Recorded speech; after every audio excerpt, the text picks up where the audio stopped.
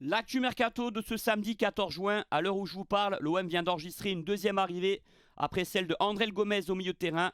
On vient de finaliser la venue de Egan Riley, un défenseur central, jeune, prometteur, qui est libre en plus. Donc ça paraît être un bon coup sur le papier. Sur le papier, je dis bien, parce qu'il y a beaucoup d'éléments et de paramètres à prendre en compte pour qu'une recrue, en plus qui est jeune, réussisse à l'OM. Son intégration à la Ligue 1, à l'OM tout simplement, à la tactique de De Zerbi. On verra s'il va pouvoir exprimer les qualités qu'il a montrées en Championship. Parce que l'heure actuelle, on l'a vu uniquement en deuxième division anglaise. Il vient pour compléter le 11 de départ, pour être pour l'instant dans la rotation de l'effectif, même s'il pourra gagner sa place et rapidement, s'il est très performant. Mais quand je dis ça, je veux vous faire comprendre que l'OM, dans les prochaines semaines, va prendre des joueurs certainement de plus gros calibre, plus expérimentés, pour pouvoir être titulaire pour la Ligue des Champions. Voilà. Donc il ne faut pas s'enflammer les gars avec Gomez et Egan Riley, parce qu'il n'y a pas lieu de s'enflammer d'ailleurs sur ces deux noms. Rappelez-vous de Ismaël Koné il y a un an, on était emballé, ça paraissait être un bon coup sur le papier, mais ça l'a pas fait, ça n'a pas pris tout simplement. On ne sait pas si Egan Riley va montrer les qualités qu'il a prouvées à Burnley, chez nous, dans un autre contexte. En tout cas, c'est intéressant parce que ces joueurs qui sont libres, ils ont déjà une belle valeur marchande. Donc ça veut dire quoi? S'ils réussissent à l'OM, ça sera une plus-value sportive, mais aussi financière dans quelques années. On pourra les revendre à un prix très important et l'OM fait trop peu ce type de vente, ce type d'opération par rapport à d'autres clubs français. Et c'est grâce à ça qu'on pourra financièrement se porter beaucoup mieux dans quelques années. Parce que oui, un club comme le nôtre, avec les finances qu'on a, on est obligé de réfléchir comme ça, d'avoir des joueurs bankable, et ça va nous permettre d'avoir des équipes encore plus fortes dans quelques années et d'être dans le top 15 des clubs financièrement en Europe, tout simplement. On va parler pour l'instant de l'actualité mercato. C'est quoi? C'est surtout le latéral droit Mingueza, l'ancien joueur du Barça, qui joue au Celta Vigo cette année. Alors, l'OM est intéressé, d'après des journalistes espagnols. Il y a aussi des clubs allemands qui sont sur le dossier. Et le Celta Vigo, ils ont annoncé la couleur. Sa clause, c'est 20 millions d'euros. Donc on ne veut pas à un prix plus bas que ça. Mais il est en fin de contrat dans un an. Donc l'OM peut être en position de force pour faire un peu baisser le prix. Même si entre nous, honnêtement, 20 millions d'euros, ça me paraît le juste prix quant à la qualité de ce joueur. Mais par rapport à sa situation contractuelle, c'est vrai qu'on peut un peu grignoter. Alors je vais vous présenter son profil. Il peut être polyvalent, c'est-à-dire jouer latéral droit, piston droit, voire éventuellement latéral gauche et défenseur central axe droit. Mais sa meilleure position, c'est latéral droit et encore mieux piston droit. Pour qu'il puisse montrer ses qualités offensives, c'est un des latérales en Liga qui se porte le plus dans le camp adverse et qui a les meilleures statistiques dans sa participation offensive. Je vous montrerai ça dans quelques minutes. Donc il est formé au Barça, il a joué plus de 100 matchs en Liga. Il est aussi international, même s'il n'a que 4 sélections avec la Rora au compteur. Le Celta, ils l'ont pris gratuitement. Il a fait encore une fois une très très belle saison. Il a beaucoup progressé parce que c'est vrai que au Barça, il n'avait pas laissé que des bons souvenirs aux supporters catalans. C'est un petit peu comme Dest, le joueur que je vous ai présenté hier, l'ancien latéral droit qui joue au même poste que Mingueza. Mais Dest, il a explosé au PSV. Et pareil pour Mingueza, au Celta Vigo, il a vraiment performé. C'est un gros gabarit quand même, 1m84, même s'il est assez longiligne. Bon, ses qualités principales, c'est que c'est un latéral très technique, très bon dans sa qualité de centre, qui a aussi des bonnes stats. Quand on voit ses passes, ses buts cette saison, vous allez voir ça tout à l'heure, et très intelligent, qui a un gros QI foot, capable de conserver le ballon sous grosse pression de l'équipe adverse, c'est-à-dire dans des petits espaces, capable de la garder la balle et de bien ressortir, de trouver les espaces, et puis très bon dans la qualité de passe pour amener des centres, pour casser des lignes, et même pour éliminer, même s'il n'est pas très rapide. C'est pas un joueur qui va très vite, qui a une vitesse folle, mais il est capable d'éliminer en 1 contre 1 tout de même. Ses lacunes, c'est vraiment sur l'aspect défensif. Par contre, il peut être pris à défaut dans les 1 contre 1. Ça, c'est clair. Il a toujours été comme ça. Il n'est pas très très rapide, encore une fois, même si ce n'est pas non plus un tracteur. On le compare un petit peu à Alexander Arnold dans le profil. Et c'est vrai que c'est un peu semblable. J'allais dire aussi à Youssef Attal. Sauf que Attal est peut-être plus rapide que lui avec le ballon dans ses percées. Et Mingueza, il est plus intelligent, plus réfléchi. En même temps, c'est l'école espagnole et catalane. En centre de formation, tu travailles beaucoup l'aspect technique, les passes, les contrôles. Et c'est vrai, dans ces aspects-là, Mingueza, c'est sans faute. Regardez un petit peu sa palette au niveau de ses points forts. Pour un latéral, c'est exceptionnel. Son niveau en termes de buts, de passes D.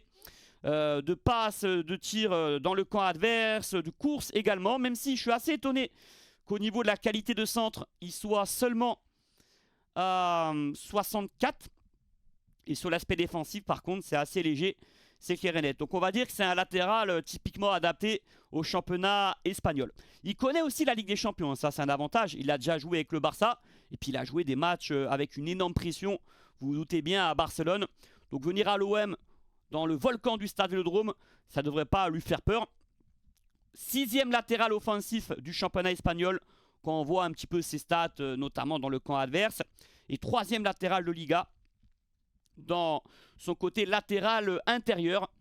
Et sinon, qu'est-ce qu'on peut rajouter à son sujet? Je pense avoir été assez complet. Oui, une déclaration de De Zerbi qui disait à la mi-saison: j'ai besoin de latéraux un peu plus percutants que ce que j'ai actuellement pour mon jeu. Il pensait bien sûr à Merlin, il faisait une référence à lui, et même Murillo, qui n'est pas très à l'aise, on va dire, dans le côté pour éliminer des adversaires directs. Avec ce joueur, ça serait beaucoup plus facile. Il a une très bonne lecture du jeu pour un latéral. Là, je reprends une déclaration d'un journaliste du média qui annonce que l'OM est intéressé. Donc voilà, sur l'aspect offensif, c'est un joueur plutôt complet, honnêtement. Et son salaire est raisonnable, hein. Il touche environ 200 000 euros brut actuellement, même si s'il vient à l'OM, ça va un petit peu augmenter. Allez, grosso modo, ça peut monter jusqu'à 300 000 euros maximum, je dis bien, mensuellement. Donc moi, j'aimerais bien son arrivée, en espérant qu'on arrive à grignoter, à faire un peu baisser le prix, parce que c'est vrai qu'il a 1 an de la fin de son contrat, et 15 millions d'euros, ça peut être raisonnable pour Mingueza. Mais le problème pour nous, c'est qu'il y a la concurrence, il y a d'autres clubs qui le veulent. Donc à ce compte-là, le Celta Vigo, ils vont se dire, bah, on va le vendre au club le plus offrant. Mais le joueur aura son mot à dire. S'il veut signer à l'OM, et d'ailleurs c'est une progression aussi pour lui sportivement, il va retrouver la Ligue des Champions, il va jouer le haut tableau. L'OM, c'est plus fort que le Celta Vigo, sincèrement. Donc ça peut être intéressant. L'équipe quand même nous dit que les contacts avec le joueur ne sont pas si avancés que ça, que c'est un dossier compliqué, mais je pense qu'ils évoquent le côté concurrence. On va passer à une autre rumeur. Bon, quand je parlais de Mingueza, c'est pas qu'une rumeur, les gars. Il y a des contacts entre le Celta Vigo et l'OM, et certainement entre le joueur et l'OM. Mais là, Veiga, il y a quelques journalistes qui disent que l'OM le surveille. C'était déjà le cas cet hiver, hein, rappelez-vous. Alors lui, c'est très particulier parce qu'il a un contrat à Chelsea qui court jusqu'en 2031. Et d'ailleurs, c'est des journalistes étrangers qui disent qu'il est éventuellement sur les tablettes de l'OM. C'est un défenseur central qui peut jouer éventuellement latéral gauche, un petit peu comme Eric Abidal fut un temps. Il a un peu le même profil parce qu'il a un grand gabarit, il est hyper grand, à 1m90, mais c'est plus un défenseur central, on va dire. Après, tout dépend les consignes de De Zerbi pour notre latéral gauche. S'il demande dans les phases de possession de former une défense à 3, Veiga il peut s'intégrer, il peut correspondre. Mais s'il demande à notre latéral gauche de monter énormément, Veiga c'est pas un joueur très rapide et très à l'aise pour ça. Bon, je suis mitigé sur ce joueur, ça m'a jamais vraiment plu honnêtement ce qu'il a démontré dans sa carrière. Donc en plus c'est un gros salaire, j'imagine, par rapport à ce qu'il touche à Chelsea actuellement. Est-ce que c'est une bonne opportunité pour l'OM? Plus ou moins. Honnêtement, j'y crois pas trop déjà parce que c'est qu'une rumeur. Et j'ai des doutes sur ce joueur, encore une fois, tout simplement. Bon les gars, Pogba, vous avez entendu ce qui se passe, hein. Il y a des discussions assez avancées avec Monaco. Ça peut être un choix de Pogba aussi, hein. Qui dit que l'OM n'a pas essayé cet été? Peut-être, mais Pogba préfère peut-être un peu plus de sérénité pour lui, pour ses proches, pour se relancer. À Monaco, c'est comme à l'OM, il va jouer la Ligue des Champions, il va jouer le haut tableau. Je sais qu'on a aussi des avantages par rapport à Monaco au niveau de la passion, de la ferveur, du prestige, de la médiatisation. Si Pogba a réussi à l'OM, c'est mieux que de réussir à Monaco parce qu'il sera plus mis en avant par les médias. Et dans son optique de retrouver l'équipe de France, c'est assez important. Mais là, je vous dis, si l'OM est intéressé par lui, et d'après ce qu'on comprend et d'après des déductions assez logiques, je pense que l'OM n'a pas tenté le coup Pogba au final. Pourquoi? Parce qu'il manque de rythme, hein. Ça fait plus de 2 ans qu'il n'a pas joué. Il y avait ses pépins physiques en plus dans les derniers mois où il a joué. Il y a un salaire très important qu'il demanderait apparemment. Et ça, je trouve pas que ça c'est bon signe. Parce que par rapport aux histoires qu'il a connues, le fait qu'il n'a pas joué depuis longtemps, il ne peut pas arriver dans un club et demander un salaire hors norme. Voilà. Donc c'est normal que l'OM ne fasse pas un sacrifice non plus pour lui. Et il a 32 ans les gars, hein. Il est né en 93, donc 32 ans c'est pas rien. Je sais, hein, c'est qui tout double Pogba. Hein. S'il retrouve un excellent niveau, ce serait un gros apport pour Monaco ou pour l'OM. Mais il y a un gros risque économique et l'OM a moins de liberté financière que l'AS Monaco, les gars. Au niveau de l'imposition et même, je pense, on parle souvent que l'OM c'est le deuxième meilleur budget de France. Ça me fait doucement rire, hein, entre nous. On est dans la même rangée que Monaco. Hein. On va pas rentrer dans les détails. Mais bref. Mais honnêtement, sur le cas Pogba, écoutez, moi je pense que c'est quand même raisonnable de ne pas y aller, surtout avec un salaire irrationnel. Voilà. Il y a un autre joueur qui paraît inaccessible pour nous, c'est Lookman. Eh oui, on parlait d'un prix de 30 millions d'euros. Ben regardez, Naples, ils ont proposé 50 millions d'euros à l'Atalanta. Donc évidemment, l'OM ne peut pas proposer 50 millions d'euros sur un joueur. Je voyais des supporters y croire à Lookman. Il ne faut pas rêver, les gars, c'est inaccessible pour nous. Et puis, je vous avais dit, vous vous doutez bien qu'il y aura d'autres très très bons clubs européens qui vont essayer de l'acquérir. Donc on peut lui dire adieu, du moins pour cet été. Alors on s'est retiré sur une petite pépite danoise, le fameux Rooney Bargi, de 19 ans, parce que physiquement, il ne s'est pas totalement remis de sa grave blessure au genou l'an passé, qu'on ne veut pas prendre de risque. Alors lui, ça serait une doublure, donc risque, c'est un grand mot, j'ai envie de dire. Et puis le talent valait peut-être la chandelle. Mais c'est un peu dans la logique du dossier Pogba en fait. Et c'est pour ça que je pense que l'OM n'a pas essayé le coup Pogba. On veut absolument faire attention à la condition physique des joueurs. Peut-être par rapport au cas Luis Felipe, hein, qui n'a pas joué chez nous depuis 6 mois. Et je compte même pas les 1 ou 2 matchs où il a joué. Peu importe, vous m'avez compris. Donc dommage parce qu'il est hyper talentueux. Mais il faudrait qu'il fasse une autre saison à Copenhague pour rassurer un petit peu les clubs comme l'OM et autres hein, qui peuvent être intéressés. On verra si Porto, ils vont essayer de le faire malgré tout.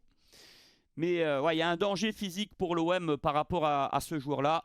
Et on peut comprendre, hein, parce qu'il n'a quasiment pas joué la saison dernière. Voilà. Être blessé gravement à 19 ans, c'est problématique pour la progression d'un joueur, même s'il y a des contre-exemples. Amine Gouiri s'est fait les croisés à 17 ou 18 ans. Il était dans le centre de formation lyonnais, encore à l'époque. Et je pense que son explosion à Gouiri, elle a mis plus de temps à arriver que prévu par rapport à ça. Voilà. Et surtout aussi par rapport à son gabarit, son style de jeu. Une grave blessure, ça peut encore plus l'embêter par rapport à son jeu. Et puis, est-ce que c'est un joueur qui se serait adapté à la Ligue 1 ?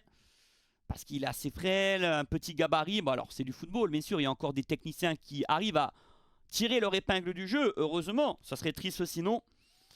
Mais il y avait une part de risque aussi footballistiquement. Et puis c'est pas un joueur non plus qui est gratos. Hein. Vous allez voir le prix où il peut signer à Porto, ça va pas être donné loin de là parce que il a un gros potentiel. C'est un joueur football manager qui a une belle valeur marchande. D'ailleurs l'OM actuellement fait un mercato du style football manager. Hein. Quand on voit Gomez et Riley, intéressant. Mais il va falloir aussi prendre des joueurs plus confirmés et un peu plus sûrs pour la Ligue des Champions à l'avenir. Mais ça fait aucun doute. Les discussions avec Lang, ça continue hein, d'après l'équipe. Apparemment, le PSV réclame 20 millions d'euros. Après, on va voir si l'OM, notre plan A, c'est vraiment lui en tant qu'ailier gauche. Parce que ça peut paraître une fausse piste. Hein. Quand on parle autant d'un joueur en général, il y a d'autres pistes en sous-marin qui... Hein, des fois, c'est volontaire même de la part de certains agents, de la part du club, d'envoyer des fausses pistes pour se concentrer sur d'autres dossiers en secret. C'est un super joueur, bien sûr, qui est technique, qui marque des buts, qui a un gros caractère, mais aussi un caractère qui peut être un peu mal placé. Voilà, je ne sais pas s'il aura une régularité chez nous, une exigence, un sérieux au quotidien. Donc voilà, ça peut être un joueur de fulgurance, les gars. Et faut pas se tromper. Au poste ailier gauche, on a besoin vraiment d'un joueur gros calibre. Ensuite, Semedo, ça paraît terminé. J'étais plutôt confiant dans ma dernière vidéo. Mais apparemment, il a des demandes salariales trop importantes. Donc l'OM a raison de se retirer hein, dans ce cas-là. Ça peut être intéressant parce que c'est un très bon joueur, 31 ans, grosse expérience. Mais si il demande un salaire trop important, autant aller sur d'autres pistes. Il y en a plein. J'en ai présenté hier dans ma vidéo. Donc ça, c'est des infos de la Minute OM et de Walid Acharchour hein, d'RMC, que la piste paraît quasiment refermée. Donc j'en ai parlé au début de ma vidéo. Hein, c'est officiel pour Egan Riley, qui va signer un contrat de 4 ans. Voilà, en ce moment, il dispute l'Euro Espoir avec l'Angleterre. Et puis il y avait une forte concurrence sur lui, hein. Milan AC, Porto, Crystal Palace, West Ham. Et ce qui a fait la différence, c'est De Zerbi, son discours, notamment. Parce qu'il est connu du côté de Brighton en Angleterre. Et voilà pourquoi un coach comme lui, ça nous aide sur certains dossiers mercato.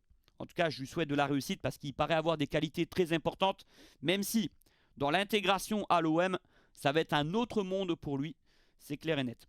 À Minarit, les gars, il y a des discussions avec d'autres clubs. On se doute qu'il va être poussé vers la sortie cet été.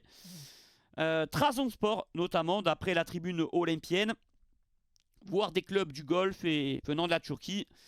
Il n'a jamais voulu vraiment partir, Harit, dans les derniers mercatos, mais là, je pense qu'il a compris qu'il ne va pas jouer s'il reste au club. Voilà, c'est mieux pour lui. Et puis même, je pense qu'il a du respect envers le club, envers les supporters. Je suis sûr qu'il va vouloir trouver une solution. Et puis je pense qu'il y a des bons clubs qui peuvent être intéressés à son sujet, hein. Voilà, on est au début du mercato. Quel prix on va en tirer de lui? Je pense quelques millions d'euros. 5-6 millions d'euros environ. Peut-être que ça va monter un peu, mais à voir. Luis Felipe, pareil, d'après un journaliste espagnol, Mallorca et Vallecano s'intéressent à lui. Alors ce serait génial parce qu'il est arrivé libre, hein. Et puis on ne peut pas dire que ça a été une réussite, sa venue.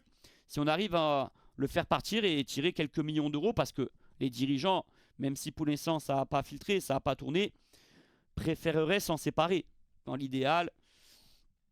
Mais à voir si c'est possible. Parce que casser son contrat comme ça, on devra l'indemniser, les gars. Donc c'est pas la meilleure solution. Il faut attendre le mercato. Est-ce qu'il y a des clubs qui peuvent être intéressés et le vendre presque au rabais, peu importe. Mais c'est sûr que c'est pas fiable physiquement ce jour-là. Et l'an prochain, on aura besoin de joueurs fiables pour tenir toute la saison. Voilà, donc j'ai fait le tour un petit peu des actus mercato. Je répète les amis, pas d'enflammade, même si on a pris 2 joueurs intéressants sur le papier et gratuitement en plus. Rien ne dit qu'ils vont s'imposer à l'OM, mais alors rien du tout. Personne ne peut deviner cela. André Gomez, il a des qualités indéniables, mais il y a aussi des axes où on peut douter sur lui, tout comme Egan Riley. Et puis c'est pas non plus des joueurs calibre Ligue des Champions. Voilà. Donc de toute façon, ça va monter en puissance dans les prochaines semaines.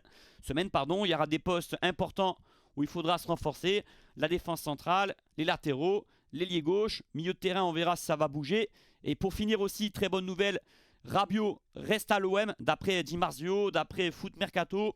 Il a annoncé à ses dirigeants qu'il veut encore jouer chez nous une saison supplémentaire. Alors je ne dis pas qu'il va prolonger, même si ça serait le coup rêvé ça.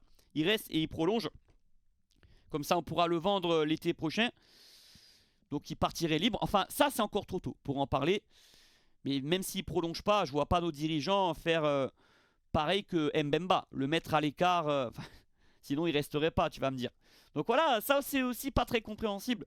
Pourquoi on a fait un tel exemple sur Mbemba si Rabiot, il part libre, si je dis bien, dans 1 an? Parce qu'à l'heure actuelle, il ne reste que 1 an de contrat. Mais peut-être qu'il va prolonger, on verra bien. En tout cas, il va rester chez nous. J'avais peur dans ma dernière vidéo de certaines de ses déclarations. Mais au final, je me suis trompé. Des journalistes importants ont dit qu'il va rester à l'OM une saison supplémentaire.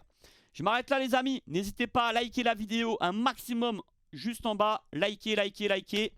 Donc on se retrouve pour une autre vidéo Actu Mercato prochainement. Activez bien la cloche. Et aussi une autre vidéo sur des propositions Mercato. J'ai fait 20 propositions pour le poste de latéral droit. Donc je pense que le prochain poste, ça va être latéral gauche. Je vais vous proposer. J'ai une bonne liste. Donc je compte aussi sur votre présence pour ce type de vidéo. Forza l'OM, à très vite.